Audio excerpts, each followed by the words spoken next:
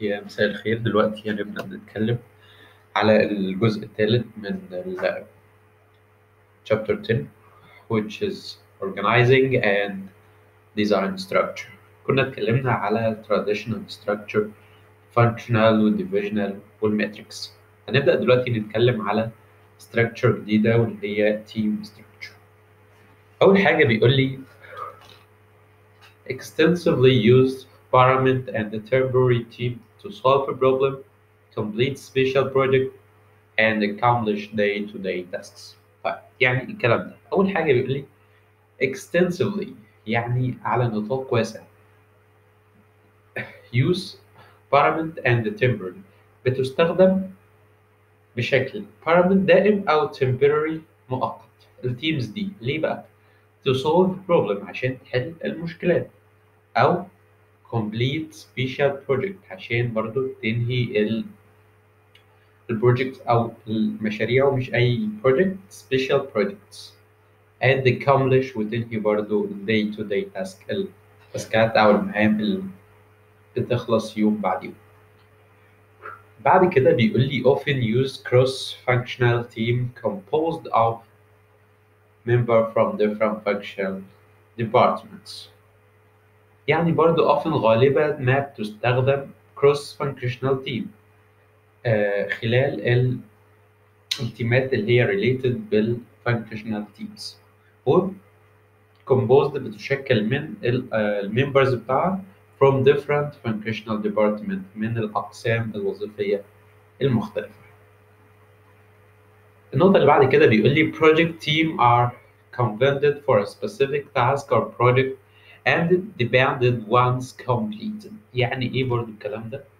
البروجكت تيمز ديت بتشكل أو بيحصل لها convened أو created for a specific task لغرض معين or project أو لمشروع برضو معين and dependent وبتنهى تماما once إن هي completed إن هي انتهت أو خلصت. وده شكل من أشكال ال team structure.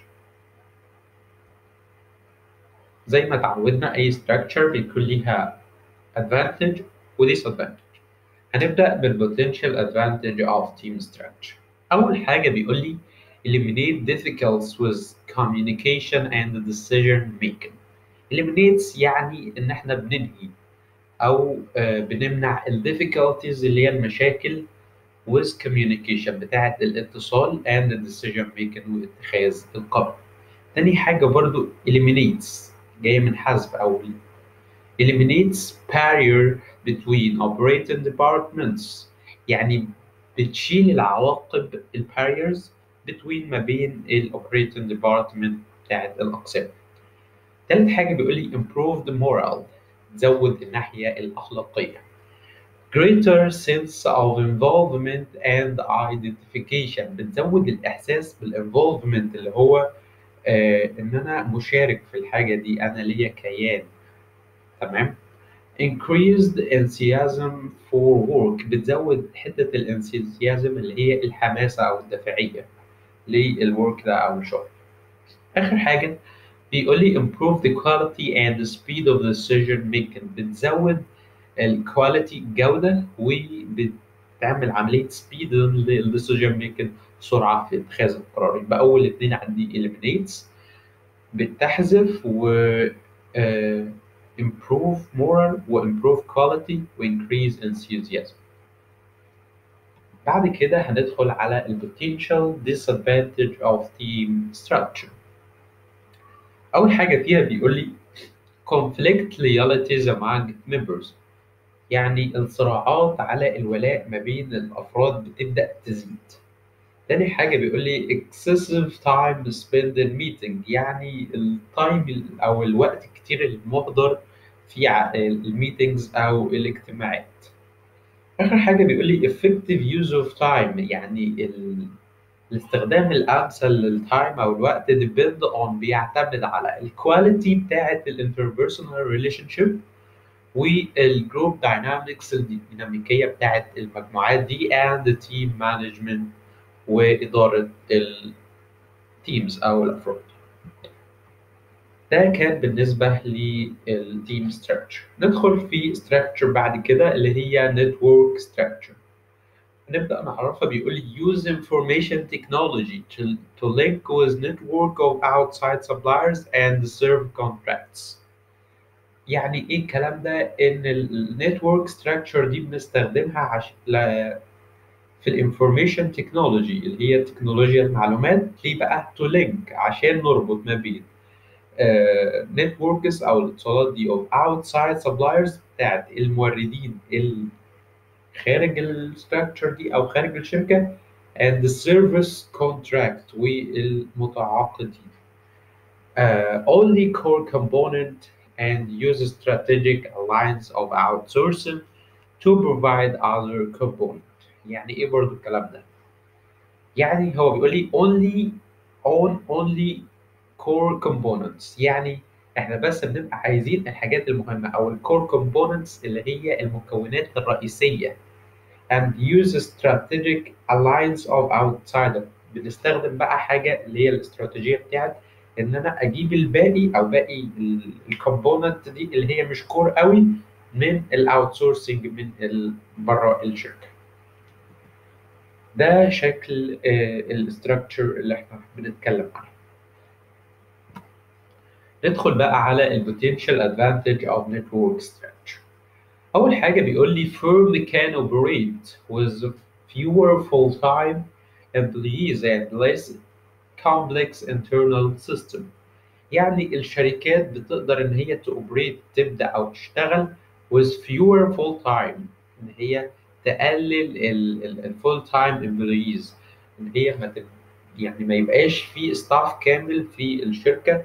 ممكن الناس تعمل الشغل بتاعها من البيت من خلال الاستراكشر اللي احنا بنتكلم عنها دي and less. وبنقلل حاجه اسمها الكومبلكس internal system اللي هو التعقيد بتاع السيستم الداخلي، ما يبقاش فيه موظفين كتير قوي في الشركه. فدي تعتبر واحده من البوتنشال ادفانتج بتاعه النتورك ستراكشر. تاني حاجه بيقول لي reduce overhead costs and increase operating efficiency. بنقلل برضو الاوفرهيد كوستس. الاوفرهيد كوستس دي بتتمثل مثلا في الحاجات اللي بيستخدمها الموظف او الامبلوي ده داخل الشركه. ببساطة مثلا الشاي، الكهرباء، الحاجات اللي هو بيستخدمها أثناء وجوده داخل الأورجنايزيشن.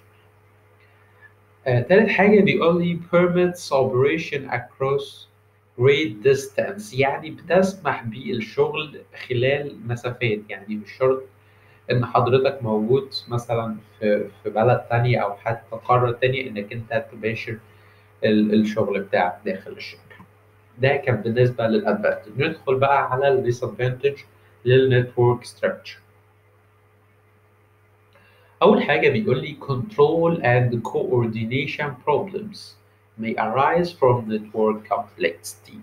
يعني مشكلة الرقابة والكوردينيشن والتنسيق ممكن تظهر في الستراكشر دي. طيب ايه اصلا مشكلة الرقابة؟ يعني ان انا ما اقدرش ابقى عارف اللي قدامي ده بيعمل ايه. يعني مثلا لو هو ما خلصش الشغل بتاعه ممكن اكلمه ببساطه يقول لي مثلا ما كانش في نت، النور قطع كده يعني.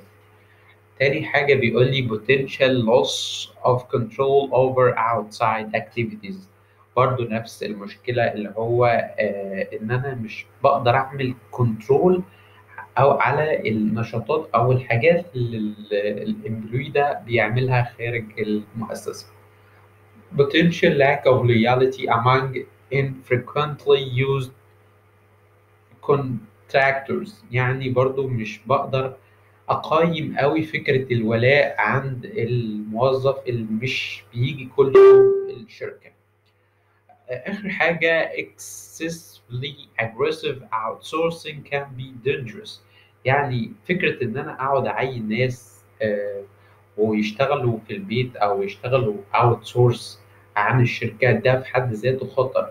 خطر إزاي؟ إن مثلا ممكن يحصل دروب كبير قوي في الشركة ديت، إن الناس كلها مثلا توقف شغل أو التاسكات أو الكلام ده كله ما يتمش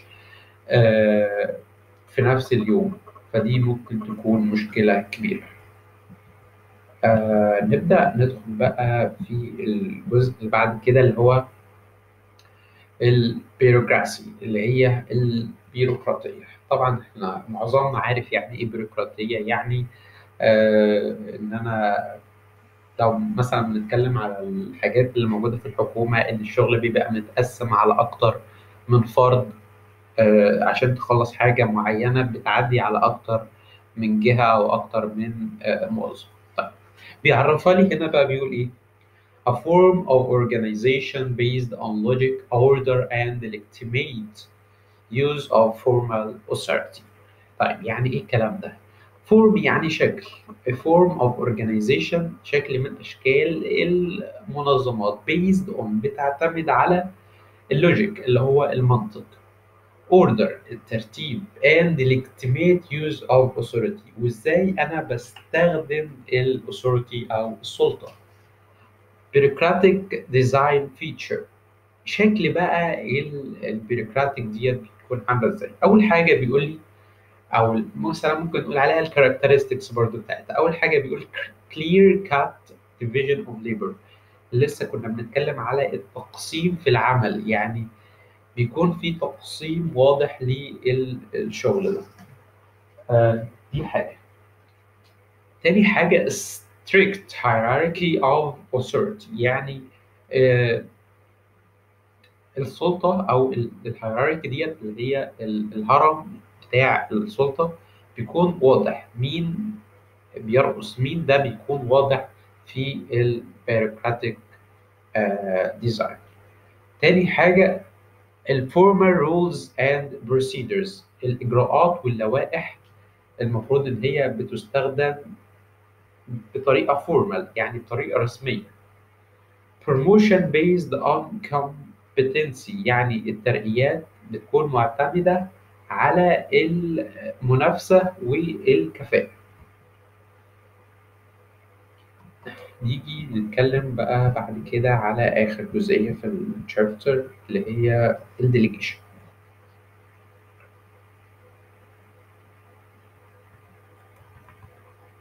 قبل الديليجيشن هناخد حاجة اسمها contemporary organizing trends، اللي هي الترندز أو التوجهات الحديثة في عملية الأورجنايزنج. ديت بتشمل 5 حاجات. أول حاجة pure level of management، وديت اللي هو المستويات بتاعة الإدارة تبتدي تقل. مثلا بيقول لي shorter chains of commands، يعني السلاسل بتاعة level of management دي بتبدأ تكون قليلة. بعد كده بيقول لي wider spans of control، يعني بيكون فيه رقابة بشكل كبير قوي على المنظمة. النقطة اللي بعد كده بيقول لي more delegation and empowerment، يعني بيكون فيه تفويض كتير شوية and empowerment وعملية التمكين، إن أنا أفوض السلطة بتاعتي لحد تاني يبدأ يعمل decision making. النقطة اللي بعد كده decentralization with centralization، هي اللامركزية مع المركزية. آخر حاجة reduce use of staff، إن هو أنا بقلل من الستاف الموجود في الأورجنايزيشن. نتكلم في آخر حاجة بقى اللي هي more delegation and empowerment. هنتكلم في الديليجيشن والempowerment اللي هو التفويض أو التمكين. أول حاجة بيبدأ يعرف لي الديليجيشن. Delegation is the process of distributing and distribute work to other persons. يعني ببساطة إن هي العملية the process distributing، ببدأ أوزع الشغل أو السلطة اللي عندي ديت على other persons، على أفراد آخرين. The managers اللي هو المدير assign responsibility، بيبدأ يعمل حاجة اللي هي يبدأ يحدد responsibility أو المسؤولية دي. grant authority to act، ويبدأ بقى يمنح الauthority أو السلطة بتاعته ديت عشان يحصل acting. وفي الآخر create accountability، بيخلق حاجة اسمها المحاسبة أو accountability. authority should be commensurate with responsibility. يعني السلطة أو الأثوريتي ديت لازم تكون بتتوازن، أو يعني بيكون في تناغم بينها وما بين ال responsibility اللي هي السلطة. آخر حاجة 3 steps in delegation، 3 خطوات في عملية التخفيض. أول حاجة assign responsibility، اللي هو أنا ببدأ أعمل explain للتاسك and expectation والتوقعات من التاسكس دي. بعد كده الخطوة الثانية grant authority، اللي هو ببدأ أمنح السلطة دي، واللي من خلالها بعمل allow others to make decision and act. ببدأ أسمح بقى للأفراد التانية ديت إن هي تعمل make a decision. آخر حاجة create accountability، اللي هي المحاسبة بقى. أبدأ أحاسب الناس دي require others to report back on result. أبدأ أحاسب بقى الناس اللي أنا عملت لهم delegation دول على الريزلت أو النتائج اللي وصلت. ده كان آخر حاجة في الشابتر. يا رب يكون كان مفيد بالنسبة لكم، وبالتوفيق.